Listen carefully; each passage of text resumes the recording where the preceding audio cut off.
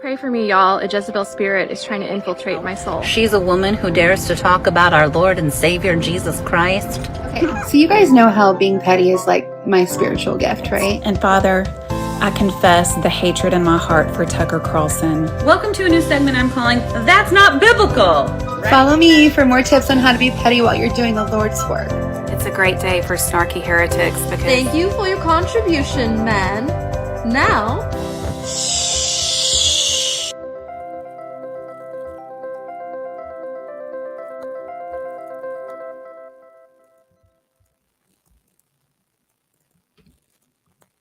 Hi, everybody. Before we even get to anything, you guys need to know that we were like having mic issues at the very last second.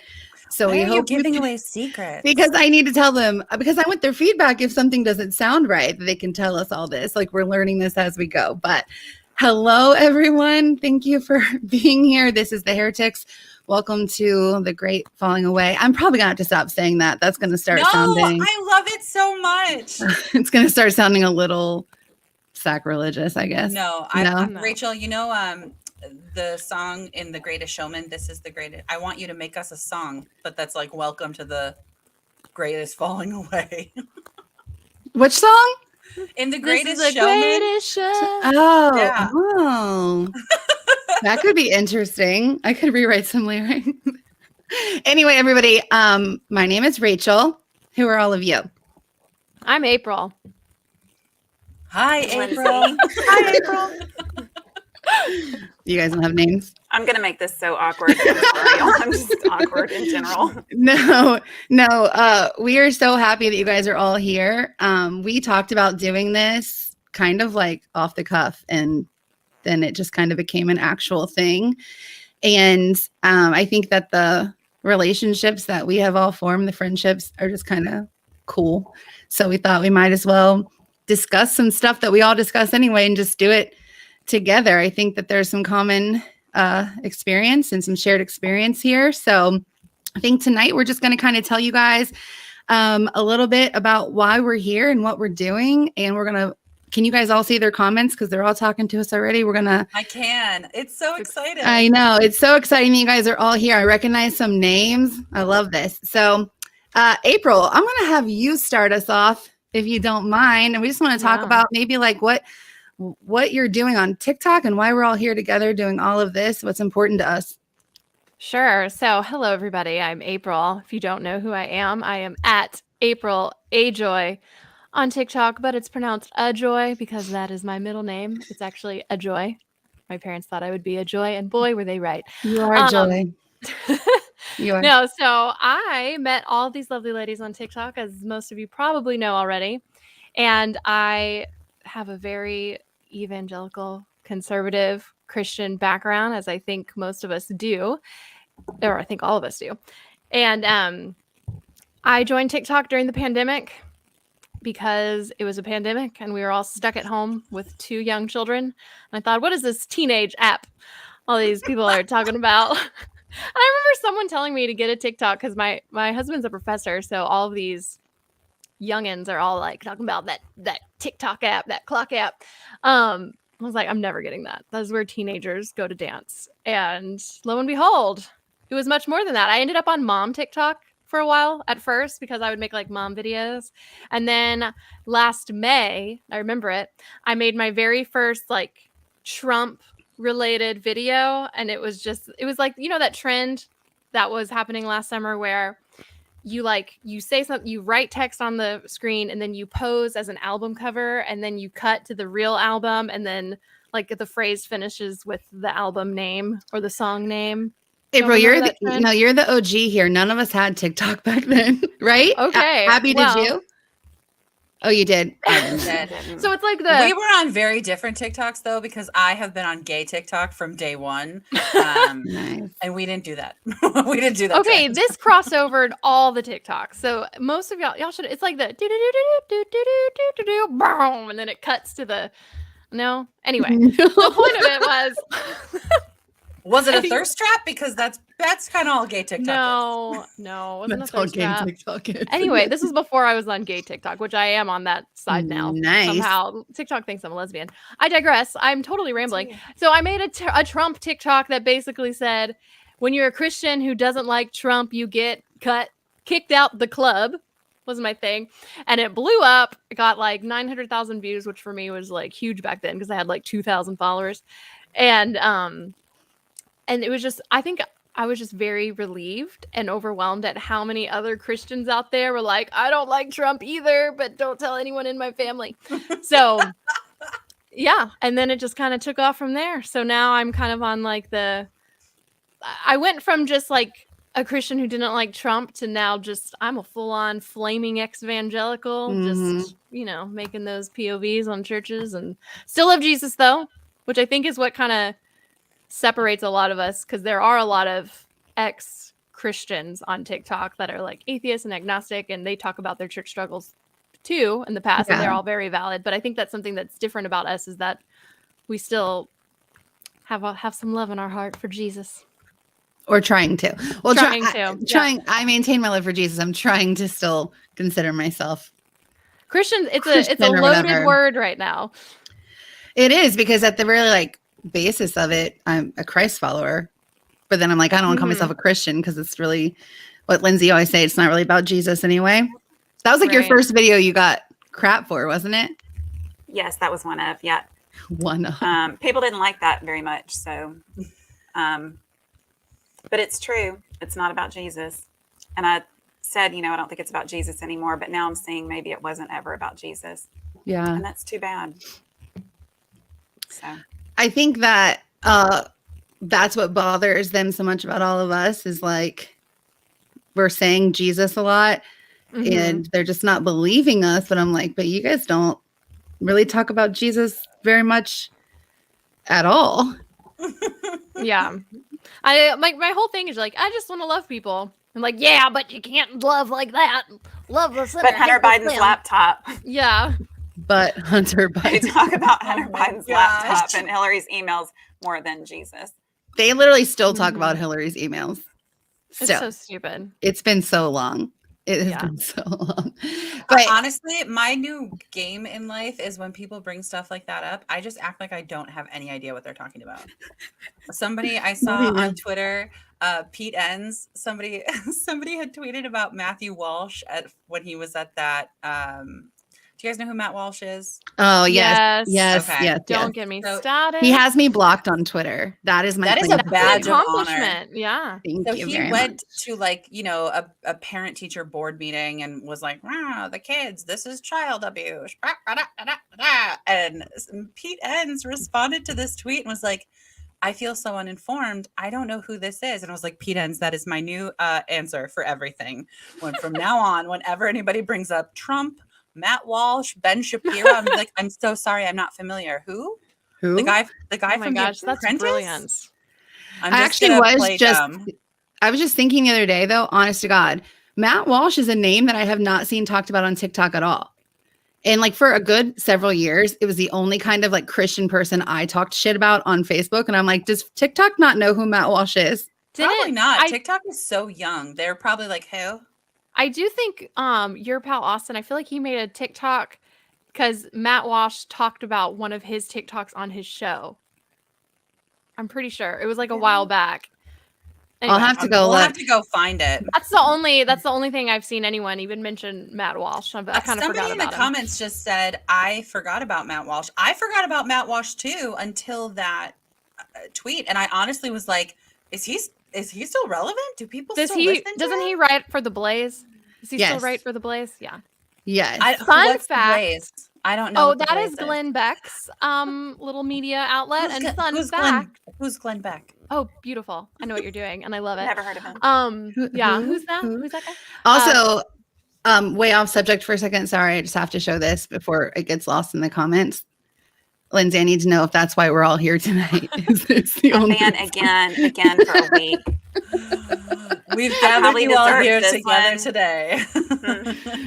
I was telling the girls the other day, you had just come off a ban and we were trying to keep you unbanned and you the first video I see from you, you're telling a man that he is uneffable. And I'm like, oh my gosh, she does not care at all about staying unbanned.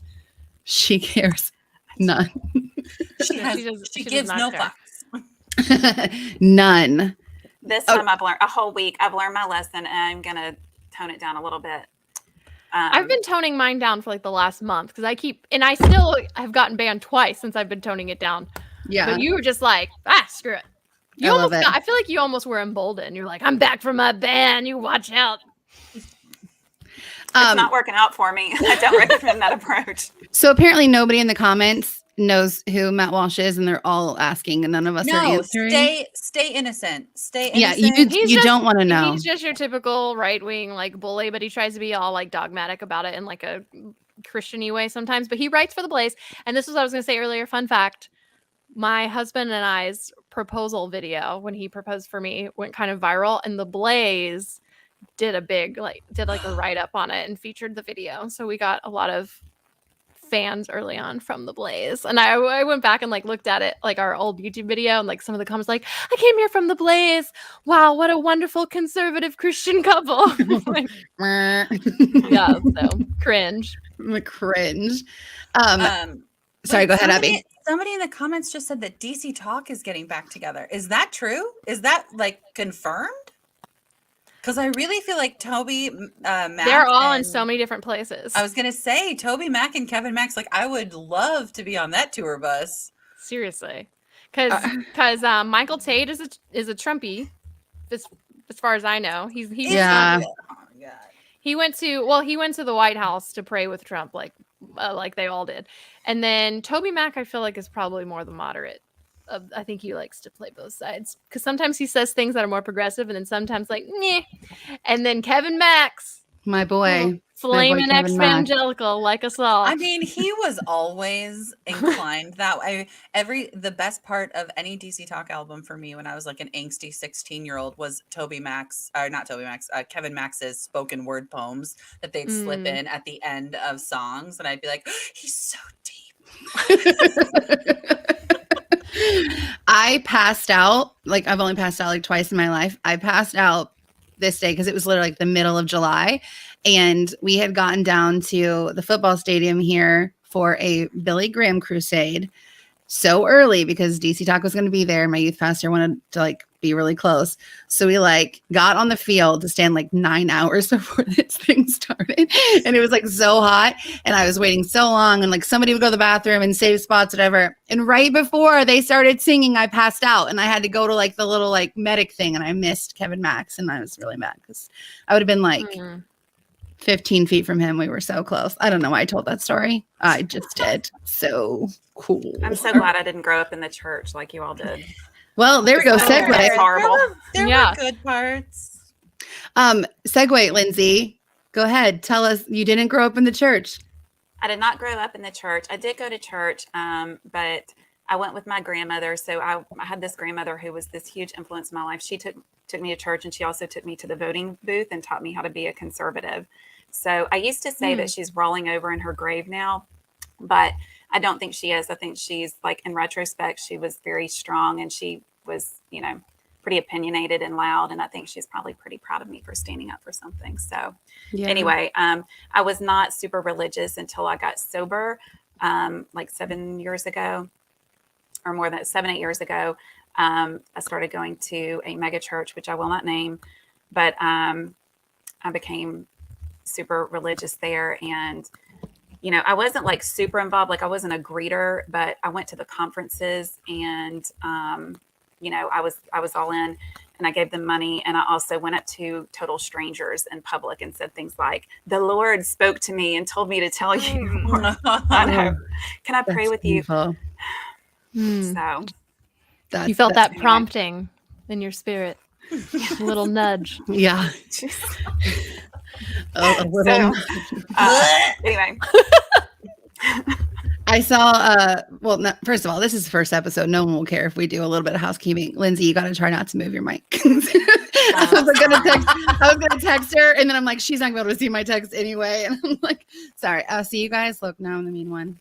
I saw April make a face. She's like, was it real? Don't do that on the live recording. But I'm like, I can't get to my phone to text her. better. You can edit out in post. I know I can edit out. It won't be on the podcast, and these are our friends here. But, Okay. but the thing is, I leave it in. Who cares? Like, Yeah. anybody who is here with us, they recognize all of us for who we are and for the I'm one of my things that I love about specifically deconstruction TikTok is that everybody's imperfect and they embrace it and they just let it be what it is, because that kind of chasing that curated authenticity, that fake authenticity, like, leave that to the evangelicals. Yeah, let us for just sure. let us be a little messy. Which this comment makes me think of that, because I would say I envy my friends who didn't grow up in the church either. Not that there's not a lot of like church trauma and stuff to unpack even as an adult coming from the church, but there is just something I think about those formative years, you know, like being under those influences, and even that's so different for all of us. And one thing I think is cool about the four of us is, like, again, there's shared experiences, but there's, you know, really unique stuff too. Like, I think we all grew up in different denominations, right? Like, I grew up Baptist. I grew up Pentecostal, non-denominational, but pretty close to Assemblies of God. I grew up non-denominational. That in the 90s, non-denominational churches, we were all a little Pentecostal. We were like the Brownsville Revival. Oh, Brownsville. Yeah, I don't know what that means. Oh, I have no idea. And even like Abby will joke sometimes, say something like being slain in the spirit, and I'm like, I don't know what any of this means. I do think Abby and I had a more similar like upbringing, and we knew a lot. Yeah, we've got some of that lingo down. We've run in a lot of the same circles. We've been slain. We didn't do any of that in Baptist church. We didn't do none of that. You've never been slain? Are you even a Christian? We didn't. I was getting ready to say we didn't like speak in tongues or anything, but that's like, we didn't even raise our hands in worship. There was a time where I would have been like, no, seriously, are you a Christian? Because, you know, the indwelling of the Spirit is the first evidence of salvation. So, yep. Awkward. Yeah. Then I was not. We didn't even raise our hands. If somebody had raised their hands in worship at my church growing up, everybody would have been like, see, in my church, if you didn't raise Holy your Spirit hand, laughter. oh gosh, yes, I don't know. But in like our church, if you didn't raise your hand, it would be like, oh, they're either brand new, not saved, or like, oh, the devil's got a hold of their spirit. They've got a wall up for God. So fun times. Yeah. Did you guys have then like energetic music? Obviously, if people were doing all that stuff, because we did not either. None of that. No. Yep. No drums. No nothing. Really? You don't have even drums in your Baptist church? No. Drums are of the devil. They're, especially in the 80s and 90s, Baptists thought that rhythm was of the devil. Syncopated rhythm. I actually have a book. It's hysterical. I have a book that talks about the evils of rock and roll. It's from like 1987, I think. And it literally says that if you put a child in the presence of syncopated rhythm, that child's body will react outside of that child's mind. And so you have to train the child that the rhythm making them move is sinful, and that's the devil trying to get in. This was real theology that was really taught. So the interesting thing about Baptists, though, I feel like there's so many different sects of Baptists, because I knew more charismatic Baptist churches that were. I'm so sorry. Somebody in the comments just said that explains all the clapping on the ones and threes. Oh, that's true. That's true. I'm sorry. Charismatic Baptist. That is just like the most. I've never ever met any charismatic Baptists. I knew about. We called them Bapticostals. Gotcha. Like that was like an actual thing. Like the Baptist churches that weren't full on Pentecostal, but they they got some more contemporary music going on, and they would lift their hands. Yeah. I'm with Trey. We had a piano and organ, and actually at the church I grew up at, it was a huge church, and so they had a full orchestra and stuff, but no drums. No drums. We had like 6 trumpets and stuff, but drums are the devil. No, there was a timpani. There was a timpani. My friend's mom played the timpani. Really. Someone in the comment, I don't remember where it was, but they said this is a phrase too in a lot of Baptists, like, don't have sex because it might lead to dancing. Yeah. Oh God. Yeah. No dancing. No. The Christian high school I graduated from, we had junior senior banquet. Like that. We didn't have prom. We had junior senior banquet too. I went to a Baptist high school. So did I. Yeah. This was Good really time. fun. But my senior year, I went to a charismatic high school, and they did have dancing at their prom. See, they dance. Baptists don't. No. Yeah. I was Like surprised though, because there was some dirty. It was just like a regular like prom that was happening. Katie said that was way too many trumpets. I know. I'm telling you, my dad was one of them. Like, there's so many trumpet players. So many trumpet players. I don't believe there is such a thing as too many Too many trumpets. trumpets. My mom grew up at a huge Baptist church in Akron, Ohio, and she was like, we weren't even allowed to go to like bowling alleys and stuff. Like that was seen as worldly to go to the bowling Ooh. alley. Wow. Yikes. That's Ba- crazy. You guys, Baptist. Because of the music that they would play at the bowling alley? I think because they were smoking and drinking there and playing. They didn't want you putting body parts into holes? Yes, let's throw a prompt. Sorry, I'm reading the comment. real quick. Yeah, at the exact time that April's talking about putting body parts into. It's like the Holy bowling ball. You missed it. You missed it. I was really proud of that too. And it was just like I know. And I'm silence. Like not fit. only it was you saying it, which is better than anything that I was before about. I know. I'm impressed. Lindsay, Andrew wants to know what denomination your grandma's church was. Non-denominational. We had the orchestra though, and so I think it was more Baptist, maybe. I don't know, but there was the orchestra. Baptist adjacent. And she was actually, I said Baptist adjacent. yeah, I guess. But she was Baptist though. She grew up Baptist. But I think we had 6 trumpets too. No drums. No, everybody really, the Baptists No love drums. trumpet. Mickey, I love this. Growing up in a Christian school as a lesbian and then making the females sit on one side and the males on the other side. That's fine. I love that. That makes me think of all these conversations with purity culture that we're doing on the Recovering Evangelicals. Like that, you know, I'm imagining maybe like a 15-year-old boy that knew he was gay and hadn't come out, and then being like, you can't lust after the girls, and him being like, okay. No Got problem. it. Got it. Got it. All right, Abby, tell us a little bit about your platform on TikTok. See, I did not join TikTok because it was the pandemic. I had TikTok before the pandemic, and I just for fun to scroll, and I like made a couple videos, but they were I'm old, and so I was making videos for the 12 people who I knew in real life that had followed me back. And it was like goofy, stupid stuff. I love TikTok in particular because I think that TikTok does a great, it's definitely, you got to strike the balance, but I think TikTok does a great job of encouraging, especially teenagers, not to take themselves too seriously. Like, can you imagine when we were 16, if we had seen a video, have you guys seen the trend going around on like teenage boy TikTok where they're pretending they get arrested and like the lights are flashing and they're It's like, so weird. I love you. I am not on teenage boy TikTok. See, I'm not either, but I am on make fun of teenage boy TikTok. And Yeah, so that's very I just keep similar. seeing all of the stitches. And I can I think to myself, like, if I had seen one of my 16-year-old friends doing that when I was in high school, we would have mocked them mercilessly because we all took ourselves so seriously. So I love that TikTok encourages people to like be a little, because who doesn't act out a music video in their living room sometimes? Like all of us do. I was in every Tony Braxton music Okay, video in my thank living you. I was room. going to say somebody join me on this limb. Every single one.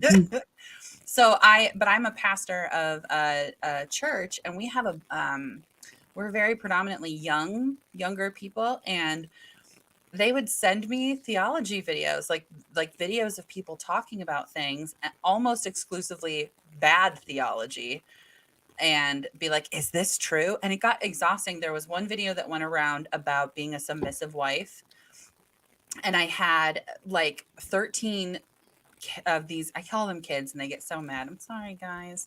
Of these young adults send me this video, and I was like, okay, this is exhausting. I'm just going to make a video about it. So I made a video about what the verses in Genesis talking about Eve and Adam and being a submissive helpmeet, all of that. And it did numbers in a way. I mean, I had 12 followers. I was like, what's happening? I'm so uncomfortable. And from there, people just started tagging me and stuff and being like, hey, is this true? Is this true? Is this true? And I realized that there are so many people on TikTok looking for, it's like mini TED Talks if you want it to be. I love that. I love that you can have like silly, goofy stuff or fun, snarky stuff or just like totally random, weird stuff. But you also have all of these people putting a lot of emotional effort into content to educate people and broaden horizons and have really interesting dialogues. So I was like, yeah, as long as people want to see them, I'll keep making videos. Yeah, I think that there's people that are looking for all of those different contents too.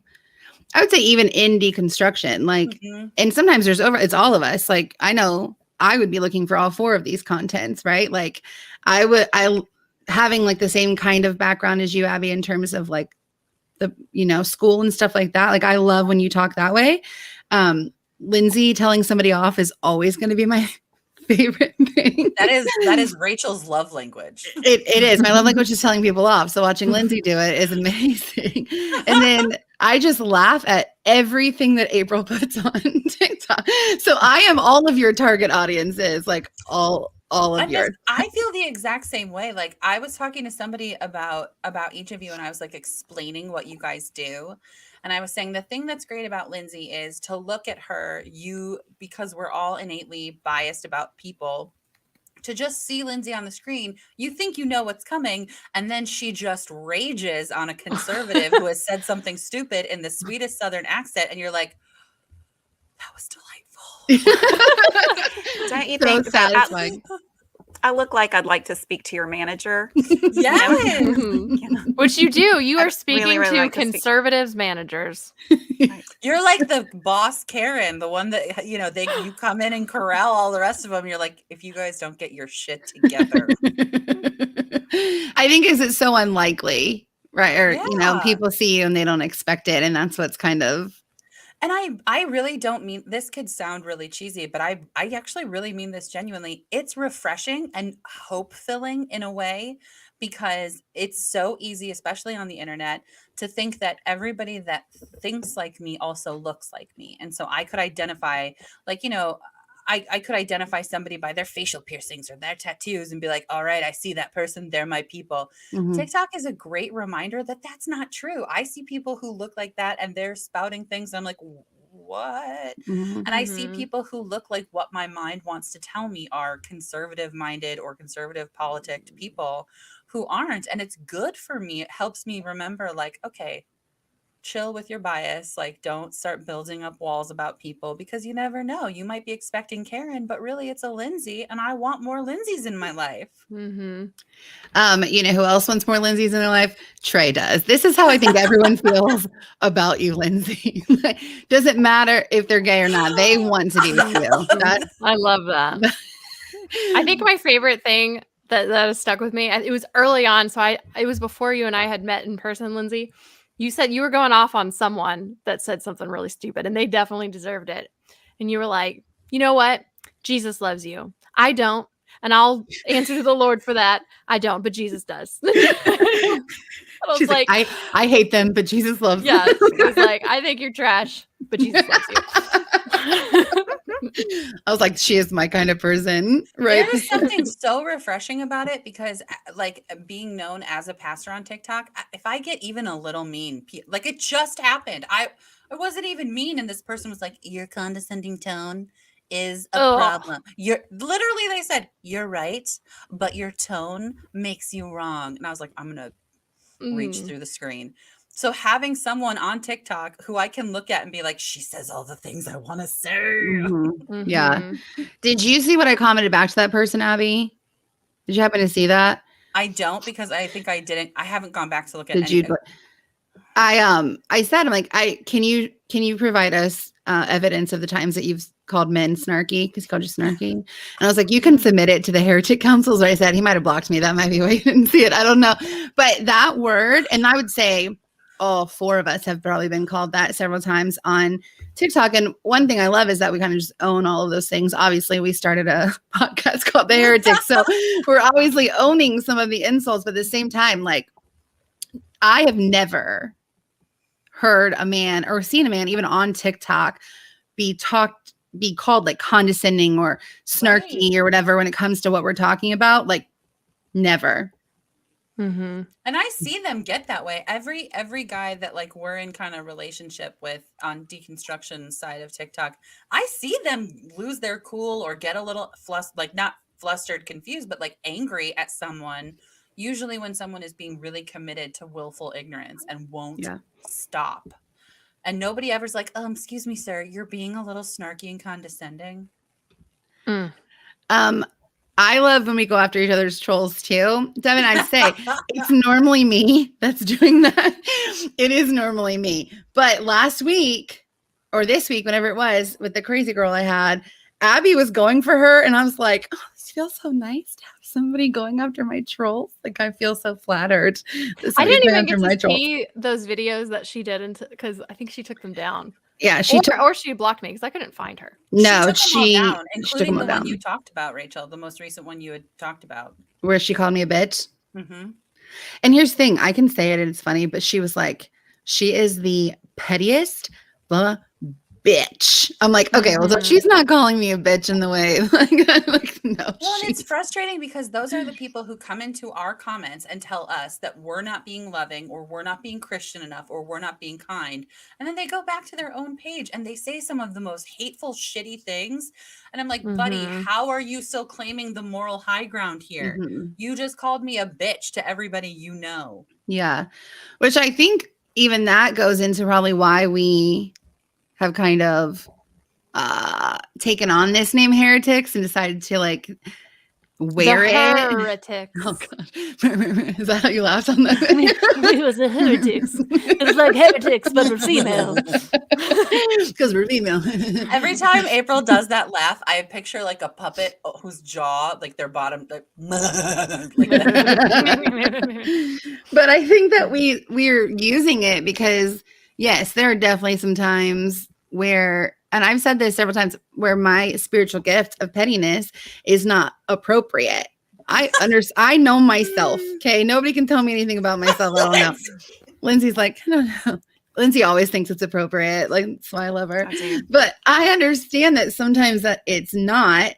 And I would say that we all know that we're wrong sometimes and we're growing, but like, we are not these bad people. We're genuinely all on here trying to find our own healing and then to like help other people find healing too, which I'll say is why when I got on TikTok, I was never going to go to TikTok. The only interaction I knew or saw on TikTok was my friends' kids dancing. And it was so obnoxious because we'd be at a restaurant or something and they would like be doing a dance at this phone. And I'm like, you look like idiots right now. Like, that's all I knew what TikTok was.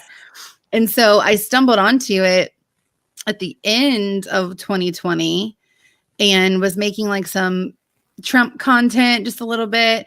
And then I made this video out of like pure frustration about something that had to do with my faith. I never thought that I was going to talk about my faith on TikTok. I didn't really know what I was even doing with my faith at that point. And this one video, first one I ever made about my faith, like blew the crap up.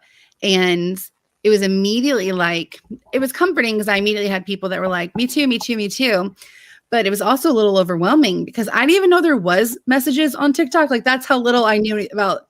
I didn't message with anybody. But, Rachel, let's be honest. You still know the least about TikTok of it. You're literally, do you remember when we were like at the hotel and you were like, everybody. There's a timer? There's a timer? You guys, I didn't know there was a timer. I don't know anything about TikTok still. And all these people are like, she probably still doesn't know that she has messages because we've messaged her and she's never responded. Oh my gosh, I'm the worst. I am the worst. I really don't know anything about the app. I make videos and post them. That's literally all I do. But I was having all these messages from people that were, I think, looking for a little bit of guidance. And I was definitely not in that position in December of 2020 to be offering any guidance to anybody. And I always even say like, I say often on probably on my podcast more than on my TikToks, like, this is not me trying to teach anybody anything so much as me just letting people come alongside my journey of healing. And I would say I feel the same way about the three of you, that this is just like, we're just kind of sharing what we're doing. Lindsay asks a ton of questions, right? Like, she's just always like asking questions. She's not really providing guidance. Oh, thanks. You know what I mean by that. You also, I know. I'm kidding. Am I messing with my mic again? I Sorry. ruined I'm her. so self-conscious now. Oh. No, yes, I'm always asking questions. So I don't have the answers, and I change my mind about things all the time. So if anybody's looking for me to lead them, no, and I'm going to change my mind about stuff, and I can do that, and it's okay. I love how you I don't put have it little figured out. you put little warnings sometimes in your videos. You're like, just full disclosure, I don't know what I'm doing. I might lead you to hell. Yeah, it's possible. There's a chance. There's It the is ever so possible. slight possibility that I am the Antichrist. I don't know. That too. She probably kind of wants to be a little bit. He's like, I'm just kidding. This is what I've learned this week. Don't make public jokes about being the Antichrist. Yes, some people don't. take it real seriously. Do not. They do take it seriously. And Rodney, I see your comment. You say you're one of those messages. I'm sorry. I'll go find your message and respond. Oh, I don't respond to messages either. I have hundreds. I have so many, and I can't. And I'm sorry. I know. I wish that I It's could. very- I wish I I try to could. respond, but there's so many like people that just pour out like their church trauma to me, Yeah. and it's like, oh, like my heart just hurts, which I think it in some ways fuels me even more to keep going, because it's like, okay, this is a pretty universal experience. These are Mhm. not one-offs. I think a lot of people that are still in the church and a lot of pastors, they tweet this stuff and they make TikToks and they're like, oh, these are just like a few marginalized people within the church that are having, what did he just say? He said Lindsay also doesn't respond to text. It's true. That's true. Yeah, Beecher's been real salty about that, Lindsay. that Did you haven't ever replied to his did you text. ever respond? No, but she I'm gonna do it didn't. right now. Yeah, I made a friends only video a little bit ago, and I was asking like my creator friends, like, what are your boundaries on TikTok as a creator? Because that's something that I'm still really learning for myself, like what my boundaries are.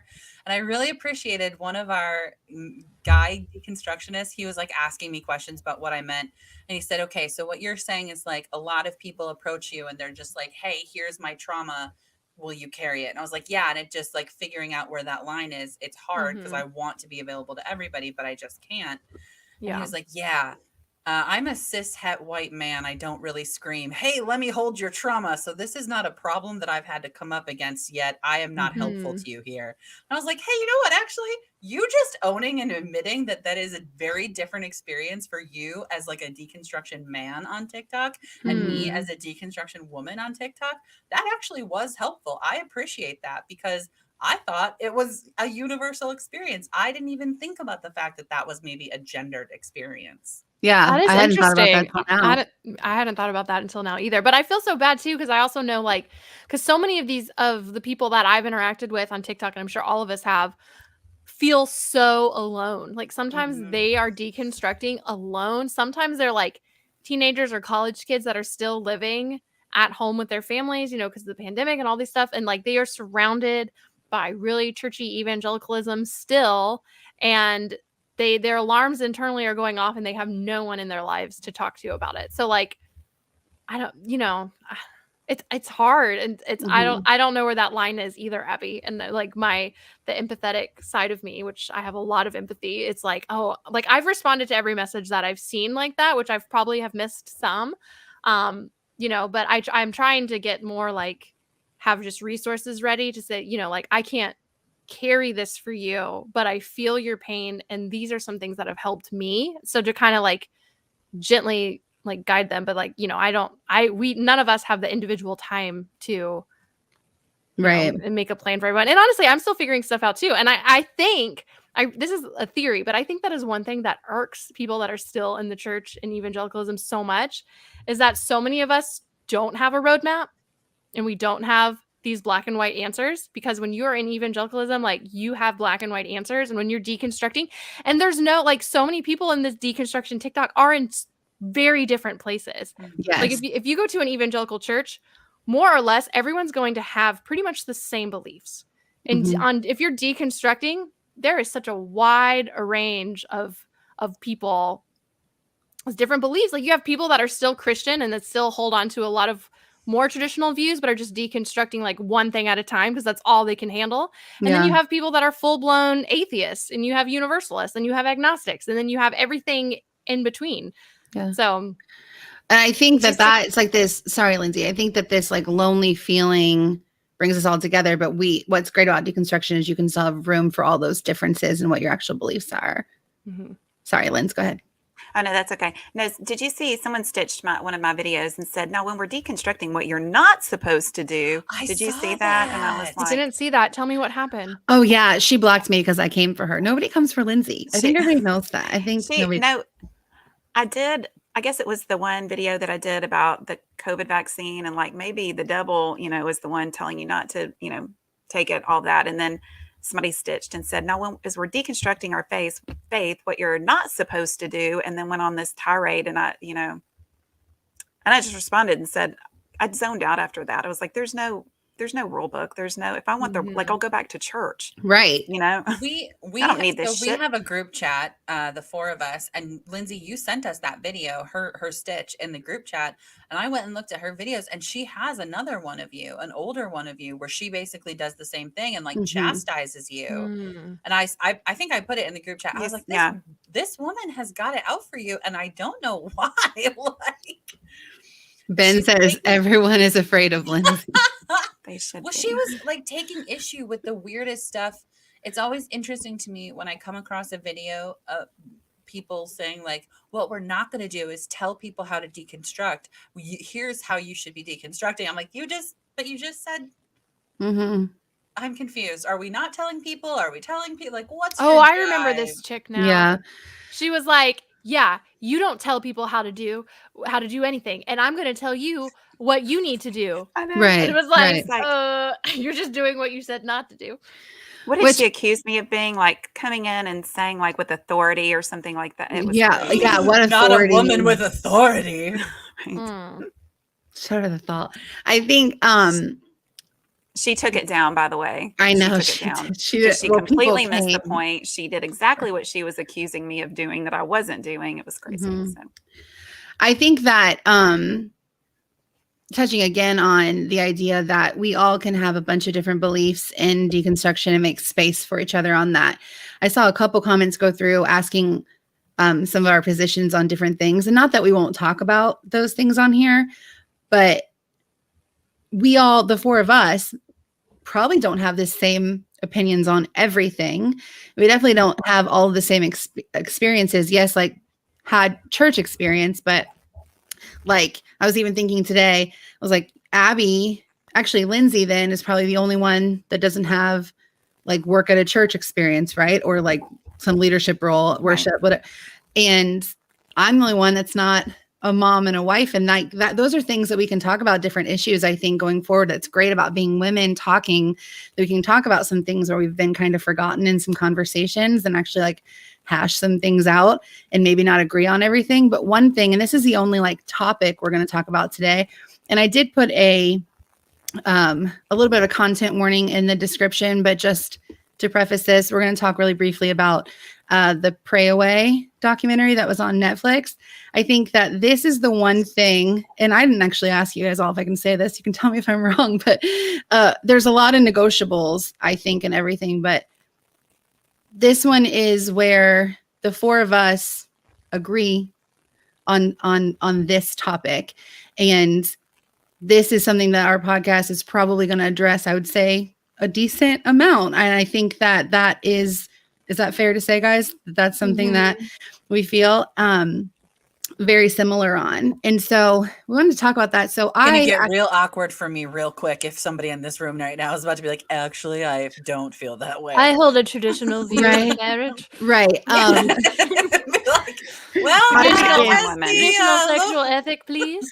I would end this broadcast so fucking fast if that happened. I'd be like, well, this was our one episode of the Heretics. As a queer woman, I'd be like, Jinkies, Jesus, juked again. This is all a big plot. I've been pretending this whole time to just come on here to push celibacy.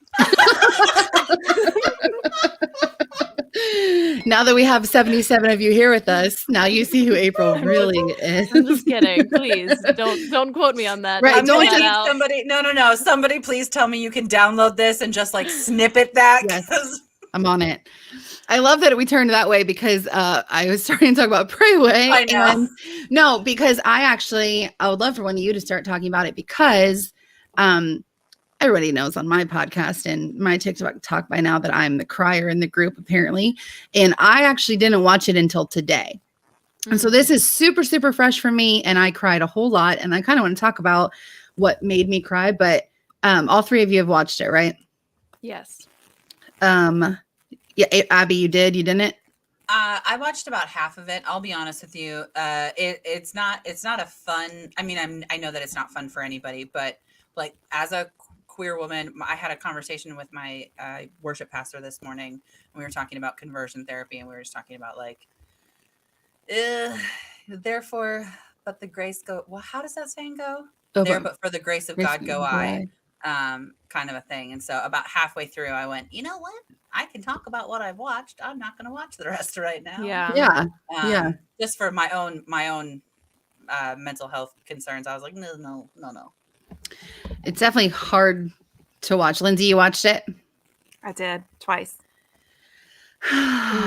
Yeah, we stopped it a couple times on the way just because it got really heavy in moments. And you know, for those of you that don't know, I have a brother who's gay, and I have a lot of really close friends who are LGBTQ. So I am not gay, but I would consider myself an ally. I would hope other people would consider me an ally. I try to be an ally. You're a good ally. Well, thanks. But yeah, it's just I think what bothered me the most of it all, and I while I appreciated them, if you haven't seen the movie, I don't think this is going to spoil anything, but they show the current movement of like ex-gay, or they like follow someone who's ex-trans, and they claim, whatever, that they're no longer trans, and they did transition, and then they transitioned back, and I don't know. Anyway, but there's like, can I talk about a scene in the movie? Is that going to be too triggering? Okay, so there's the scene in the movie where a mom of a trans kid, I don't remember if it was trans boy or trans girl, calls this guy who claims to be ex-trans and is asking his advice of, I think it was her son, maybe, I don't know. But their kid came out as trans, and then they told, the mom was like, no, you're not a boy, you're a girl, or I can't remember which one it was. It was a boy. Yeah. It was a boy. So son. Trans male or trans female? Male to female. Male to female. Okay, so she came out as trans, and the mom was saying, you're a boy. You're not a female. Okay. So loses relationship with her child. And then he's calling him for the actual X-ray person for advice. And he's saying, you just did what you had to do.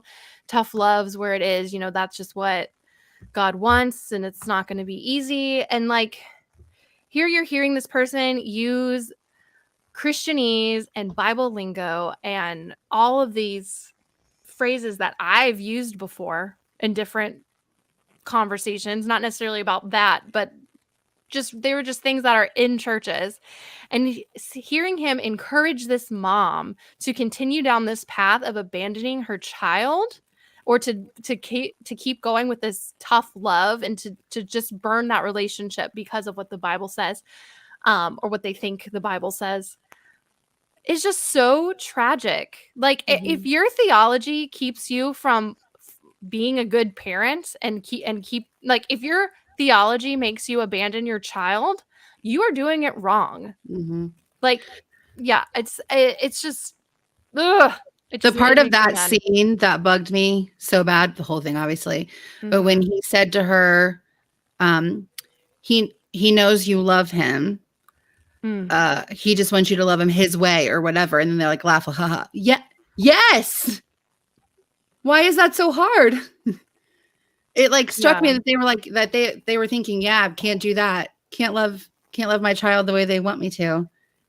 The analogy he used was something like, if your child is going to run out into traffic in front of a 18-wheeler, and I was thinking, well, there's no truck. Like there's no, and as a mother, I can see where parents would be fearful of what the world, will think. And, a mother doesn't want her child to be gay or trans, if only just because they're going to be hurt by the world, because it's going to because their life is going to be harder, you know?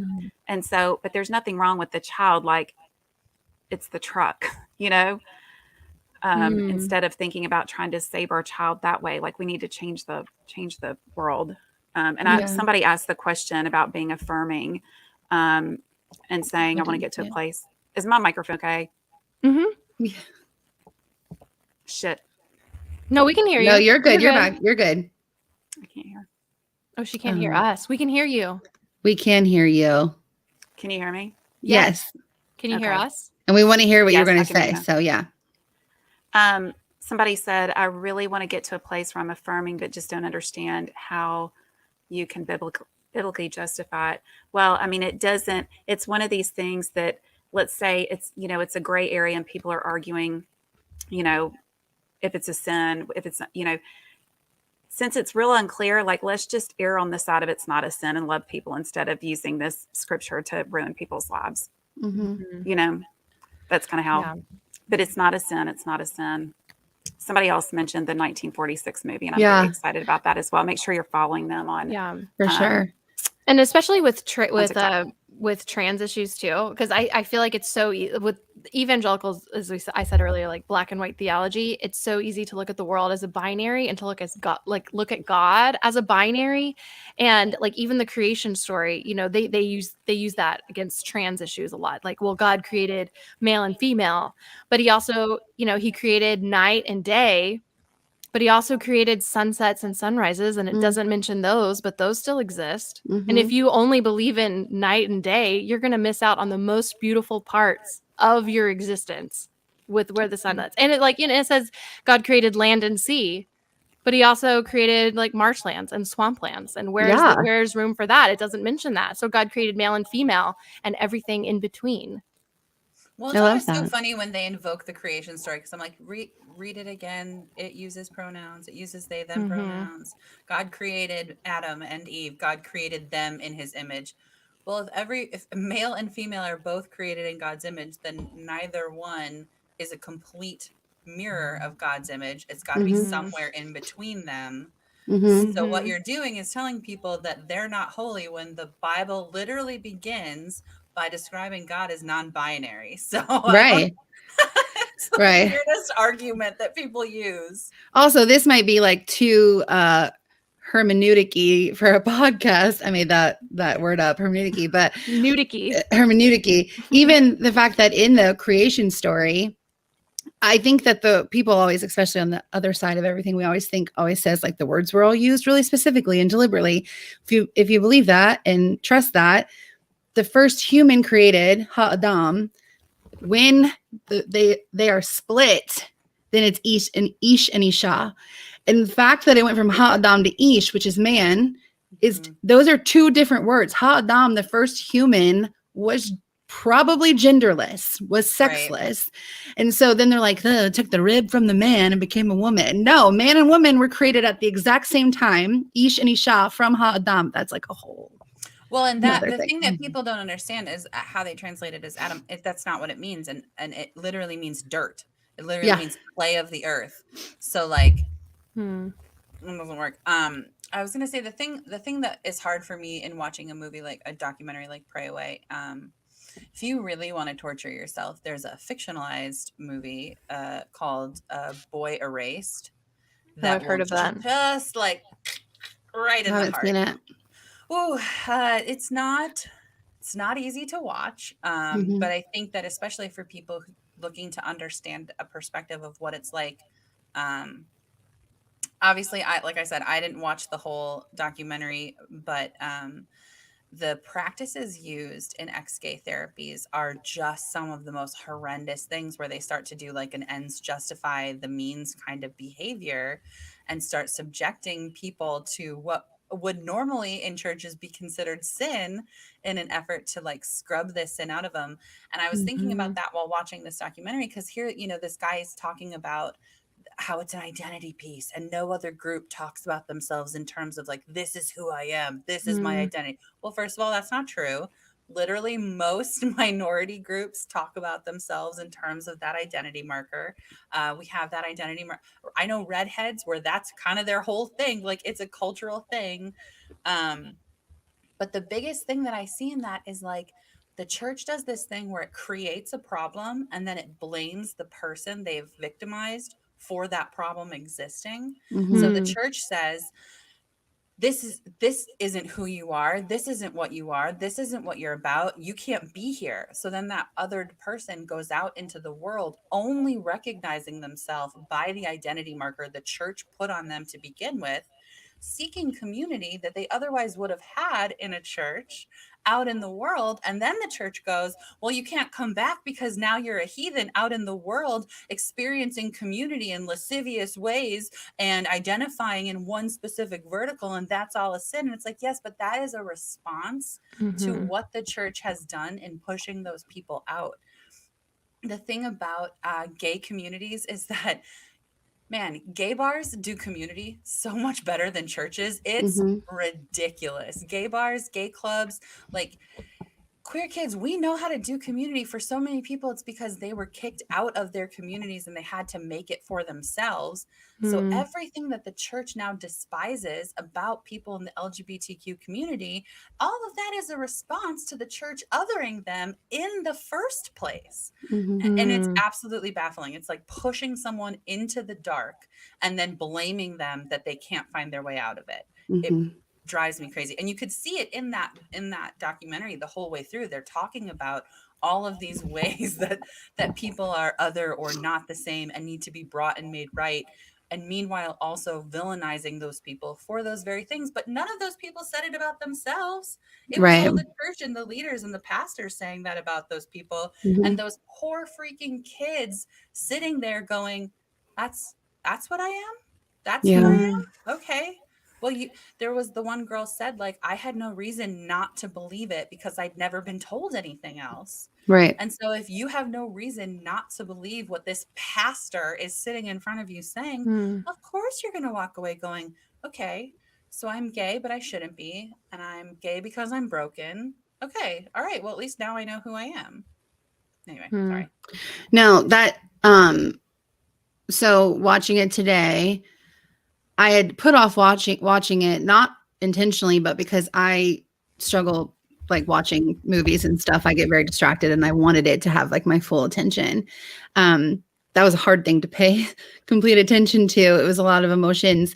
And it started really early for me in the thing because they didn't actually show his face, I think, until like 10 minutes in with the clip, but maybe 2 minutes into it, an audio clip played and I knew that voice clear as day. See, I'm going to cry. I'm going to cry on every podcast, guys. I'm just warning you right now. It's probably going to happen. I wondered how you felt about that. Oh my gosh. I'm not a good crier either.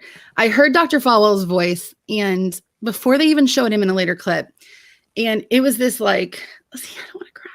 It was like this moment of like ownership that like all that we're doing in unpacking the evangelical church is also our roles in it.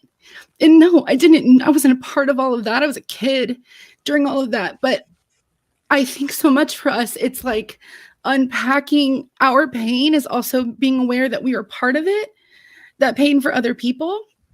And so I hear this voice of this man that I loved for so much of my life and who, you know, I gave my money to and I spent my time at his university and I actually knew him personally and grieved when he died and stuff. And I don't think there's anything wrong with all of that.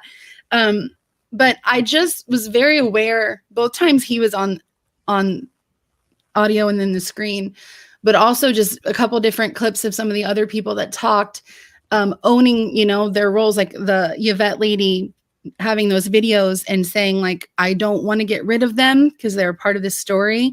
They're not something I would want to watch. The other man, when he was crying, talking about, you know, like having to own all of the things that they did. And while I was never somebody personally doing all of these things, even when I was not affirming, I was not this person, you know, like with a sign on a corner, like that was not who I was. I was part of the institution that did all of that. And I think the four of us, all the things that we're trying to do is not necessarily trying to absolve us of those things because we have responsibility in being part of an institution that hurt a lot of people, but just doing better now. You only know what you know. And that's how I felt watching. It was like, you only know what you know. And 2021 Rachel is like, I can never go there again. Sorry, Yeah. I knew I wasn't gonna cry.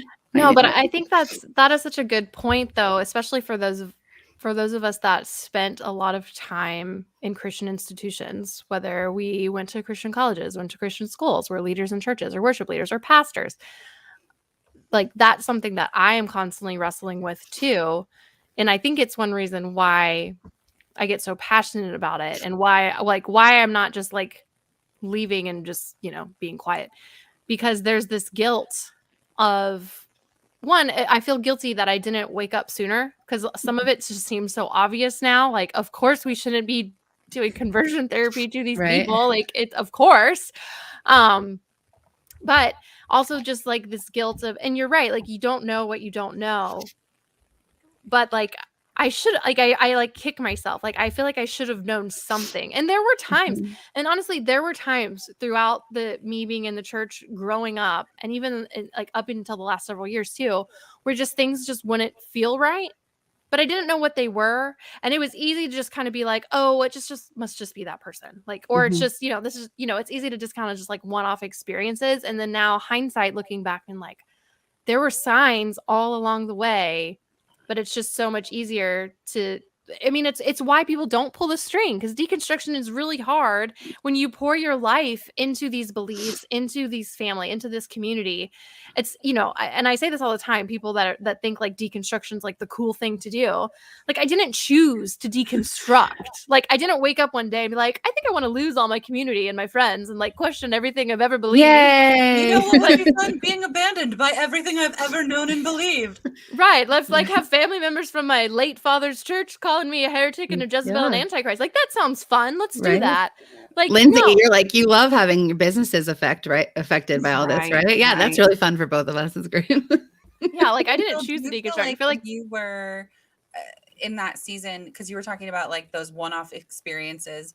I feel like growing up, there is nothing as over analytical as a Pentecostal woman. Like, was that the enemy or was that God? And the enemy is trying to make me think that it was God, or is that the enemy and God's trying to get you, go like rounds in your mind trying to analyze everything. And I think that there would be times where I would have like a one-off experience and be like, ooh, and then I'd be like, that's just the devil trying to get me out of community, trying to pull me away from God, trying to stop That's me the hardest from, part. fulfilling my destiny. You say it's the hardest part, Liz? I still think like that. I still catch myself thinking like that all the time, every day. Like questioning if this is the devil. Yeah, that's a hard thing to break. It's so deeply ingrained in us because we're taught like everything could be a trap or it could be God. You'll never know. Right. I had someone just call me the other day that said, this is the enemy trying to make you ask questions. And I was like, right. Or this is the enemy trying to make you permissive of your sin. Yeah. Or even on the flip side, like, sometimes I would say like kind of homophobic things back in the day, and I would get some pushback on it, and I would just like pat myself on the back, like, oh, well, the Bible says I would be hated just like Jesus was, like, no, I was being hated because I was being an ass, like, not because I had the love of Jesus. Right. They take that verse and they wear that one for sure. Like, especially now. Yes. Oh my gosh. It's literally, I know that if you guys have, April, did you go through like a Bible college? That's where you and Beecher met, correct? It was at Regent, so it was a Christian college. Okay. It wasn't like technically a Bible college, but it was a liberal arts Christian school. So when you take like ministerial classes, you take like an apologetics class, and that's literally what they tell you in apologetics is if somebody hates you, it's because you've hit a nerve and you are pushing on something that they or the enemy don't want you touching, and you should dig. So you're literally taught that when people have an emotional reaction to what you're saying, you're doing the right thing. And that if every argument, you are the winner no matter what, because either you get them on your side or you push them to the brink where they walk away from you, and that is confirmation that you've done the right thing. So you Yeah. can't argue with someone with that mindset, because no matter what you do, they take it as a win for themselves, and you go, okay. Yeah. It's exhausting. I It's feel like I'm like exhausting. regularly debating my old self. Mm. And like now I feel bad for anyone I came in contact with. It's like, man, I was annoying. Oh my gosh, I was super annoying. But do you guys remember how comforting it was to just like know that you had all the answers? Like, I just Yeah. remember thinking about people who were questioning and being like, "Whew, must be hard to be you." Yeah, sucks to suck. Yeah. Which is probably why I get a little triggered now. And Abby and I have talked about this, when people think that I'm like being a know-it-all, because I was then. And now I'm being really honest that I don't know it all. And so then I'm like, no, I was an asshole when I got out of when I graduated from the school of religion, and I was very, very smart and knew all the Greek and Hebrew. Like, who would have ever wanted to be my friend? Right. Now I'm like, yeah, I don't know. I think this, but I don't know. And they're like, oh, you're such a know-it-all. I'm like, no, I am not. I used to be.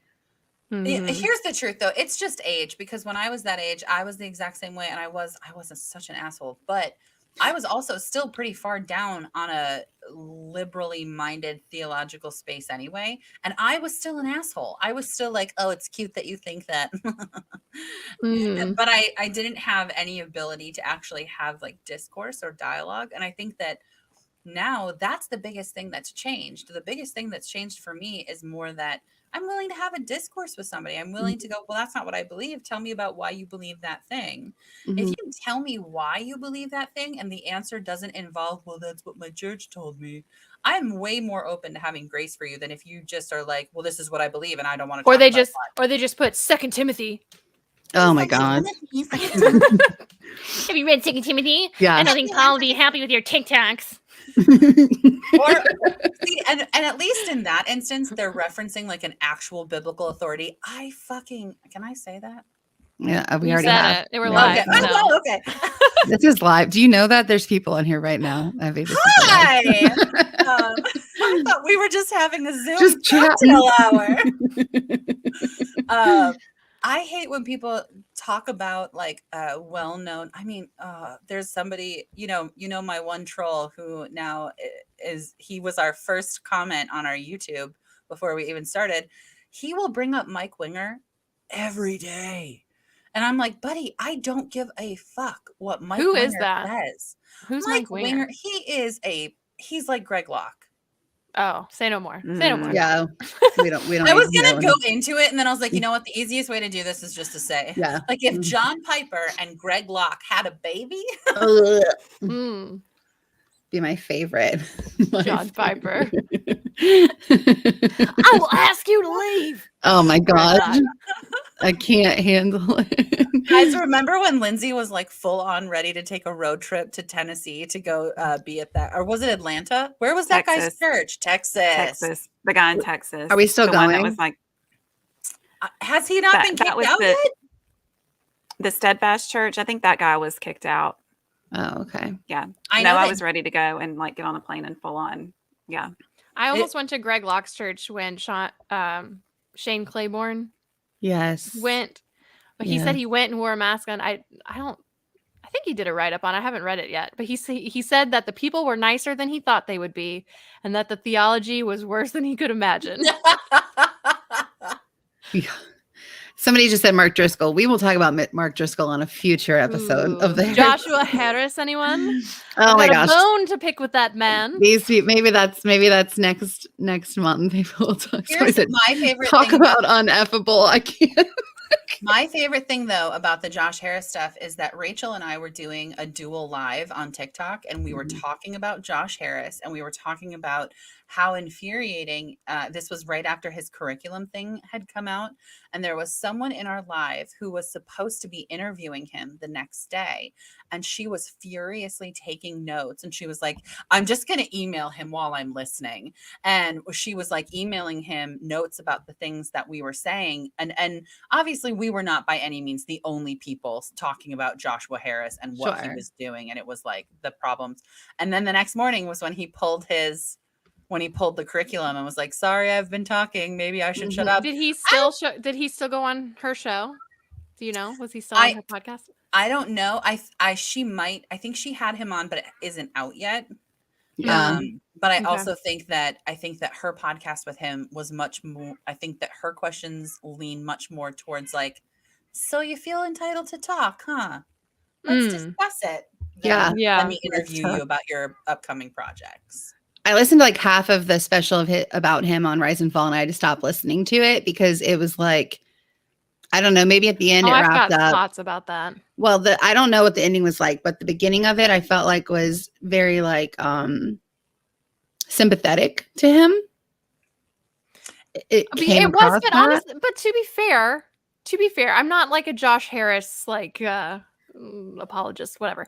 But he was like 19 Sure. when he wrote that book, you know, and he didn't know what he did. I mean, it was stupid. They should not have elevated a 19-year-old to talk about the importance of waiting in marriage and how you're going to have a good marriage when you've never been married.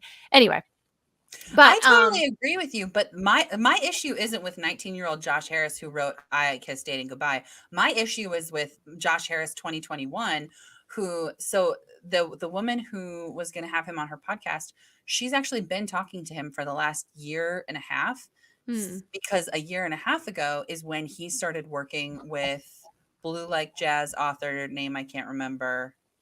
Donald Miller. Donald Miller. A year and a half ago is when Joshua Harris started working with Donald Miller to develop this curriculum and develop his podcast and develop his brand. That was a mere 6 months after he publicly apologized for his book. And like, bro, So this was all calculated. sit all, like, down, planned. buddy. Like, here's what I didn't like. Actually, the thing that irked me the most about that podcast was not Josh Harris, because you didn't hear the second half. Did you listen to it, Abby?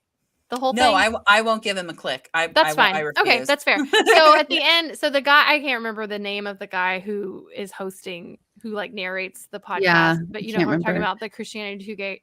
Too gay. The Christianity Too Gay. guy. Oh, I would read that magazine. Christianity Too Gay. Yeah, I'm gonna go subscribe right now. That's like the opposite, from transform to transgender, like reverse all the CBN things. Like, I think I was a producer for the 700 Club when they did the from transgender to transformed line. Anyway, so what bothered me the most, my husband and I were talking about this, about that podcast with Josh Harris, was at the end, which I thought it would be Josh Harris, which he did bother me. But at the end, the Christianity Today guy, like, suddenly, like, put off the journalism hat. And he even, like, says, he's like, I'm putting on my pastor hat now. And, like, basically was kind of like trying to reconvert him. He's like, Josh, I'm just telling you, like, Jesus isn't done for you yet. And like, that's the problem with like deconstruction. It's just like, you can go too far and you're throwing out the baby with the bathwater, and like started getting all really preachy. And then they like interviewed this one guy, like professor from Baylor, who discounted the deconstruction evangelical movement as like marginalized, like people that were hurt by the church, but that it's not a universal experience and that they're marginalized experiences. So that really annoyed me. And so yeah, it wasn't really worth your time. It was just I literally won't listen to it because, and this is what Rachel and I talked about this on that live, was the curriculum could be free for anyone who wanted it to be free, but ultimately every person that signed up for it, that was just a feather in the cap, so that later on he could say however many thousands of people are utilizing this curriculum, so that when he's ready to sell something, he has all of those numbers under his belt. And so people listening even to like the Christianity Today podcast, I was furious. It's like a vote with your dollar kind of thing. I don't, you absolutely don't get to sell me on a reformed predator on a podcast where we're talking about, and I know that calling Joshua Harris a predator might seem aggressive, but the truth is at a certain point he became an adult human man who intentionally chose to continue pushing a narrative that was not only harming people, that he himself has said that he didn't believe. At a certain point, he was still pushing it after he stopped believing it. That's predatory. That is spiritual abuse. Like you teaching people because he was a pastor at the time, you teaching people as a pastor something that you don't believe because you now recognize that it's harmful. That is, I don't feed my kids the milk that's gone bad. Like, I know it's bad, but I'm going to give it to you anyway, because whatever. And so I just don't like, I actually have really strong feelings about it. And it makes me crazy that they did this backdoor entry for him on the Mark Driscoll stuff, because it's really serious. There are people on that podcast talking about the crumbling of their lives as they knew it. And we're like, and next week. I do not understand why they were like bonus episode Josh Harris, because like his connection to Mark Driscoll was so like minor, tenuous, tenuous. It doesn't make any sense at all. Like, okay, we need to. April was supposed to keep us on time. Oh, sorry. Hey, y'all, we need to wrap it up. She had one job. Well, we started talking about Josh. I know. Harris, we talking about Pray Away and all of that was kind of just to say, like, we're going to talk about a lot of different topics on here. Especially, I think having just 4 women's opinions on things and experiences is something that's going to be really awesome. No men. April's little quote shh at the top of the it was perfect to use on that. Behold, a man has spoken into the air. Thank you for contribution, man. But that we want to talk about that because again, we're not all going to agree on everything, and we have space for that for sure. I just think that that's probably something that this podcast is going to address often. That's something that the 4 of us care about, and I think a lot of the people that follow along our journey on TikTok, or those of us that have podcasts, I think that we are giving space to a lot of people, but specifically members of the LGBTQ plus community who are trying to navigate their faith. And so that's something that will be true, I think, here on this too. Yeah. Abby, do you want to introduce our final segment? We have to end on a high note. Final segment. So it's only like partially formed. Are you okay, Rachel? I have my head on my microphone. I was about to say, did you headbutt your microphone as a joke? I didn't realize you actually. Hey guys, don't leave yet. We're not done. Everyone's like, okay, we love you. Bye. No, we have hold on. Sidebar. 2 people have talked about Brio magazine in the chat. Have y'all? Oh my gosh, I had a subscription. So did I. I remember when I was 11 and my parents were finally like, okay, you can get a subscription. And I was like, I'm so grown up. It was like the Cosmo for Christian girls. It was so lame. What was The Boys? I thought it was called Relevant. No, Relevant is. I know Relevant is his own thing, but in my head, in my memory, it was called Relevant. I feel like it started with an R. Boys. No, it had its own name. It had its own name. Yeah. I don't remember. Abby, introduce our segment while she's looking it up. I derailed it again. So hi, Emily. Okay, sorry. Breakaway. Everyone's saying Breakaway. Breakaway. That's okay, that is not relevant. I knew it was a B. That just makes me want to sing that Kelly Clarkson song. Is that Kelly Clarkson? Dang it. That was awful. That was really pitchy. I liked it. I was going to say, I'm working so hard right now not to tell my favorite story about Rachel, but then you just went, that was really pitchy. That kind of is the story. Once we were singing on a live and Rachel looked at me and went, find the melody. I'm so rude. No, it's perfect because she was absolutely right. I can't sing to save my life. Anyway. I had also been drinking. So.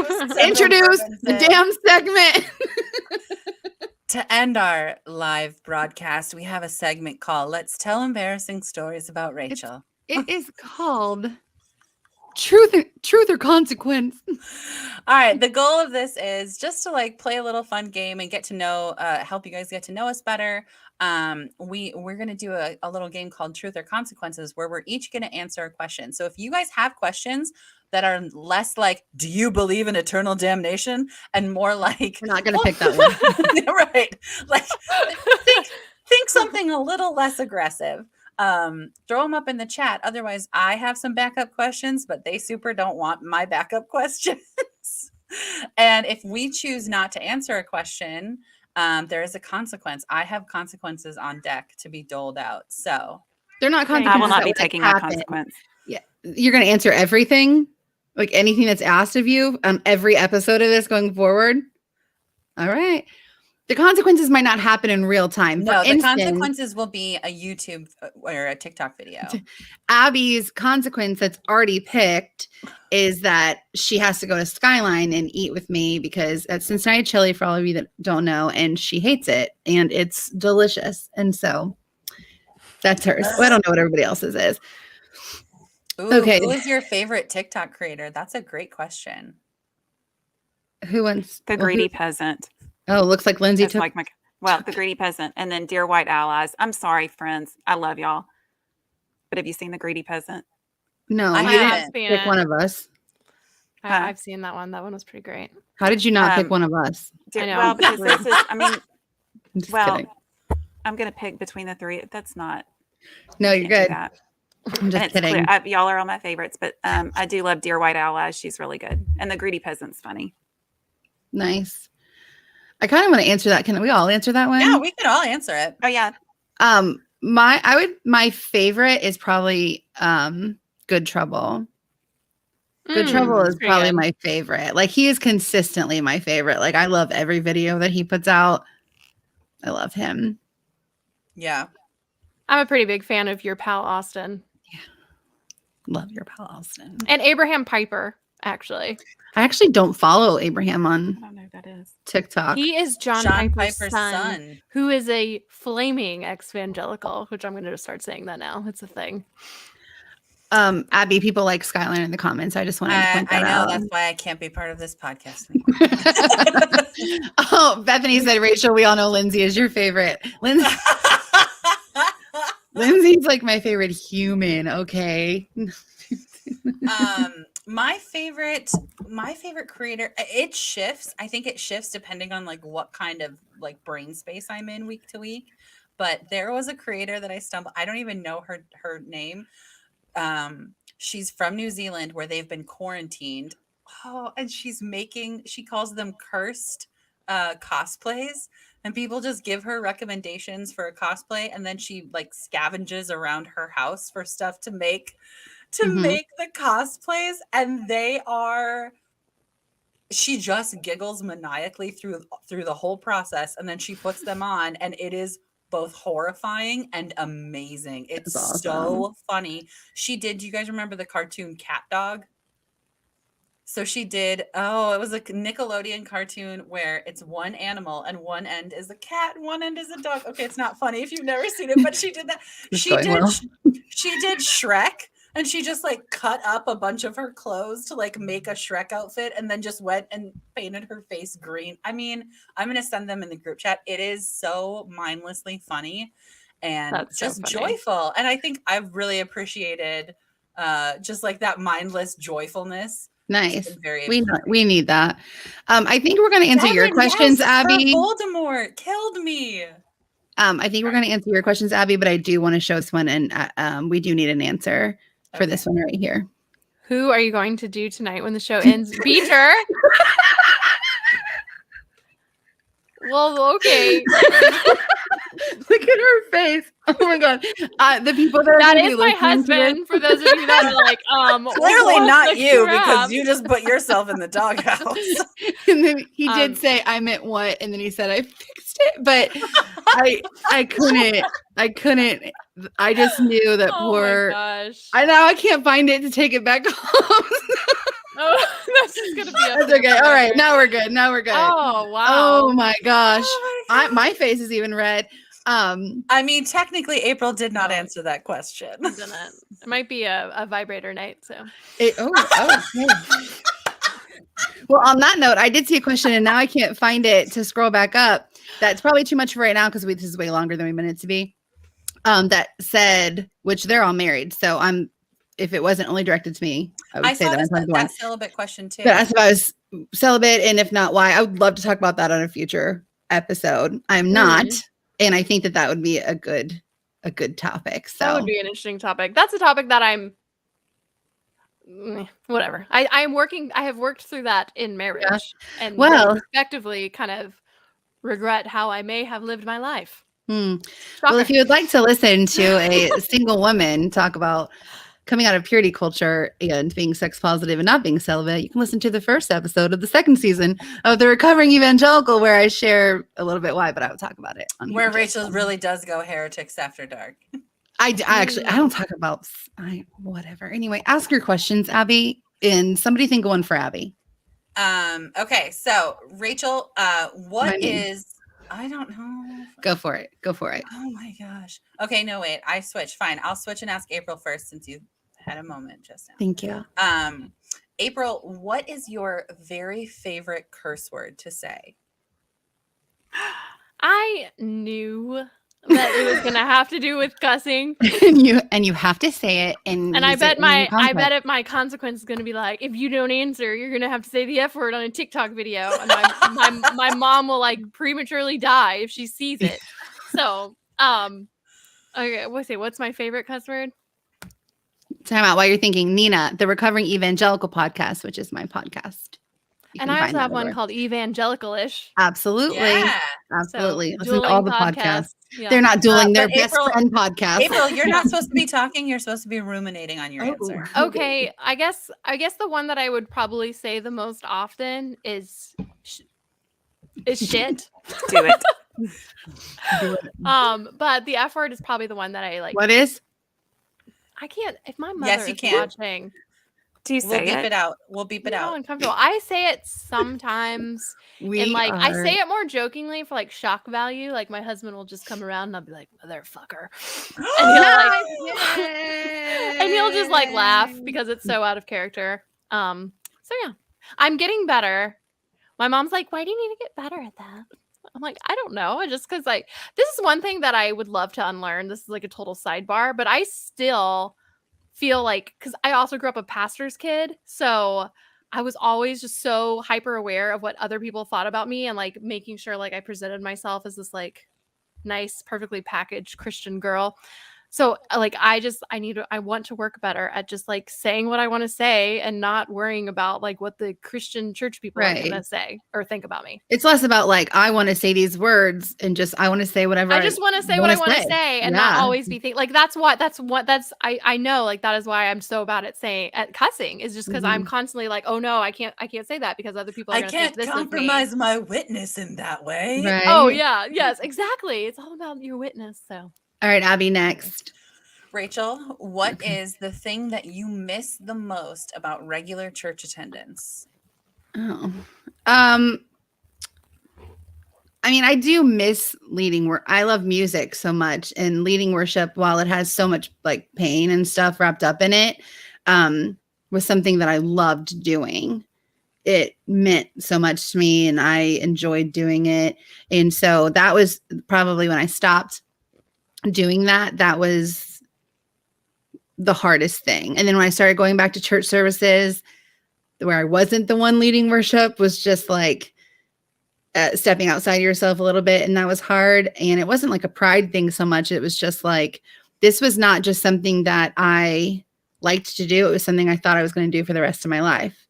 I thought like the goal here is to close my companies one day because I'm just going to be a traveling full-time worship leader. Like I had all these like, Brooke Fraser, like I wanted to be Brooke Fraser. And so like, I had to let that go. And I've not really found a way to sing since then. Like it became really painful. And now I have TikTok a little bit to do it there, but all I knew ever was singing on leading worship. So that's probably what I missed. If you would stop, for those of you that don't know, Rachel is a homebody every weeknight. She goes out one night a week on the weekends. But Rachel, if you would, she goes out one night a week. Literally Rachel, go one night a week. I'm going to take you to karaoke on a Wednesday. It's on a Wednesday though. Can we go to Tokyo Kitty? Yeah, I'll But take you to Tokyo. we're getting Kitty. to Cincinnati. We're getting to Cincinnati right here. We Sorry. can go to Tokyo Kitty anytime we want. They do private room. Okay, that's true. You just got to sing Oceans. Oh Lord. Yeah. Oh, just kidding. I thought you meant next. Spirit, lead me. I really want you to sing next week one of your songs on TikTok because I think it was the last one like that was fucking fire. Though, Oh. would you do it? On here? Yes. No. Bring out the keys. Yes. I'll have to like move out Do to the living room at my piano. I We're can gonna play have a- my keys. We have a worship night. Have a Yeah. sing along. Yes. Worship night. I'll lead the prayer. Oh, you're really good at service. public prayers. Forgive me for the hate in my heart for Tucker Carlson. That actually brings me to my question for Lindsay. Lindsay, if you had a direct telephone line to Tucker Carlson and he had to listen to you, what would you say to him? Ooh. So many things. I don't know. Oh my gosh. I don't even know where to start. Mm. So many things I could write. I don't know. Would you just slap him? Just I'm going to have to answer this in a TikTok once I'm not banned. But for now, Does I'll that just say, just wait? I feel like that would- is okay. No, because she's gonna have too much to say. I have too much to say, and I need time to collect my thoughts on this. But for now, I mean, I would just say fuck off Tucker Carlson, or that would be the overall sentiment of mm. you Should know. say Beatrice I- said, Beatrice said You're you a could say grifter. Jesus doesn't love you. No, you're a grifter and an asshole. Serious. She's not Ew, just joking. even Yeah, sounds I love wonderful. I can't even begin to tell you how much money I would pay to see Lindsay walk up to Tucker Carlson and just put her finger up and go, "You are a grifter and an asshole," and just walk away. Grifter, dirty, dirty, dirty. You don't even believe the things that you're saying. Katie in the comments, surprise, Tucker is here tonight. Welcome. Bring them out. Bring them out. Lindsay got excited. Okay, Abby, I have a question for you, and then we really do need to wrap this up. Okay. You guys, our goal is to make these like an hour. I do know since it's once a month, they might end up being closer to an hour and a half, but it's an hour and a half right now. Oh my gosh. We're already past an hour and a half. April had one job. It was to keep us on Well, pace. it's just too fun. We don't talk about it. I'm just kidding. There's a lot to talk about. Okay, Abby. Yeah. If you could, because you are a little bit more reserved sometimes in how hard you go at people. You don't go at people as hard as me and Lindsay. So when it comes to the people that question your role as a female pastor, say you're all this, whatever, because you're a female pastor, if you could say anything to those bitches on TikTok, and it didn't matter about your people listening to you, it didn't matter, you could say whatever you wanted. What would you say to them? I would say you can just say that you're afraid of vaginas and go. Mm. Because I really feel like it just boils down to them. 90% of them are dudes who have never had any kind of like connection with a woman outside of that's my mom and that is the woman God told me I'm going to marry.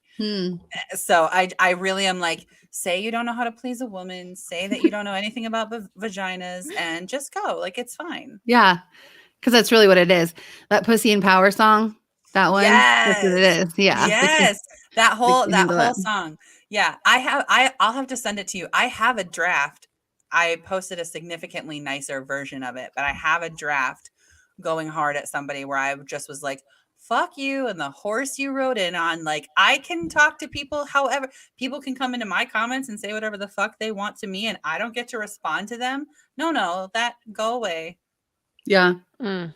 And then I was like, oh, that's mean. I show most of my drafts that are a little more aggressive to my husband first and be like, what do you think? And there's been a couple times he's like, you can't post that. So I was like, yeah. I have you're the right. opposite problem. I show them to my husband and to my best friend, and they're both like, I think you could be meaner. And I'm like, what? Yeah. I've gotten mostly that one video one time. And the fact that I don't have anybody to show it to like make people or to check and see if I should like share it. My friends and stuff don't care. That's not accurate, Rachel. You What? literally sent me a video once and you were like, I was going to send this to so-and-so, but I knew they'd tell me not to post it. So I'm sending it to you. And I was like, post it. Okay, so that's what I'm about. No, that's what I'm about to say. Is there was one time when I thought I should have known the thought that I wanted to show someone because he's a nicer person than me.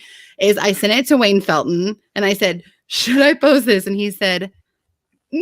I was like, oh, okay. I should have sent it to Abby, which is why the next time I had one, that's what I said. I sent it to Abby and I'm like, I'm not going to, Wayne's going to tell me not to post this. So, should I post it? You were like, yeah, you should post it. And I did. So now I'm going to just run things past Abby. So, oh my gosh. All right, Lindsay, you want to tell them where they can find all this afterwards? Do you remember? No.